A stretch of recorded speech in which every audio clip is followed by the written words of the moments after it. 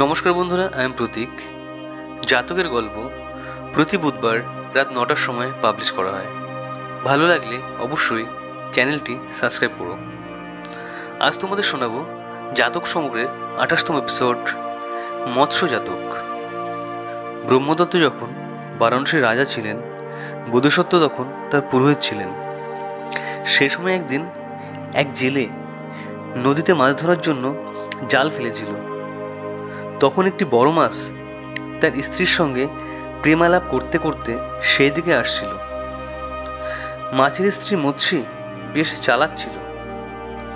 সে কিছুটা দূর হতে জাল দেখে পাশ কাটিয়ে চলে গেল, কিন্তু তার স্বামী বড় পুরুষ মাছটি কামর্ত অবস্থায় তার স্ত্রীর পিছু পিছু ছুটতে ছুটতে জালের মধ্যে ঢুকে পড়ল। কৈবর্তরা মাছটিকে ধরে ফেলল। তারা ভাবল এই মাছটিকে রান্না করে খাওয়া যাবে। এই ভেবে মাছটিকে তারা তখনকার মতো রেখে দিল অন্যান্য মাছের সঙ্গে। মাছটি তখন ভাবতে লাগলো, কাটা পড়ার যন্ত্রণা, আগুনের জ্বালার ভয়ে আমার তো দুঃখ হচ্ছে না। আমার একমাত্র দুঃখ এই যে আমার স্ত্রী হয়তো ভাববে আমি অন্য কোনো মৎস্যের সঙ্গে চলে যাচ্ছি। এই ভেবে সে দুঃখ করতে লাগলো। সেই সময় রাজপুরোহিত বোধিসত্ত্ব পাত্রমিত্র সহ সেই নদীতে স্নান করার জন্য নদীতে উপস্থিত হলেন। তিনি সব ইতর প্রাণীর ভাষা জানতেন। তিনি মাছটির দুঃখের কথা ও সমস্ত ব্যাপারটি জানতে পারলেন। তিনি বুঝতে পারলেন মাছটি কাম ভয়ে দুঃখে পীড়িত হচ্ছে। তার এই কান্না কামের কান্না।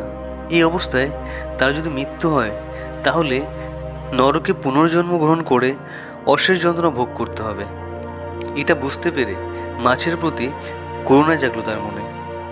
তিনি মনে মনে স্থির করলেন মাছটিকে আমি উদ্ধার করব। বোধিসত্ত্ব তখন কৈবর্তদের কাছে গিয়ে বললেন, তোমরা আমাকে খাবার জন্য একদিনও একটা মাছ দিলে না। কৈবর্তরা বলল, সে কি মশাই, আপনি ইচ্ছা মতো যে কোনো একটা মাছ বেছে নেন। বোধিসত্ত্ব তখন সেই বড় মাছটিকে দেখিয়ে বললেন, আমি এই মাছ ছাড়া অন্য কোনো মাছ নেব না। জেলেরা বলল, আপনি এটাই নিন, এটা আপনার জানবেন। বোধিসত্ত্ব মাছটিকে দুহাত ধরে নদীর তীরে গেলেন।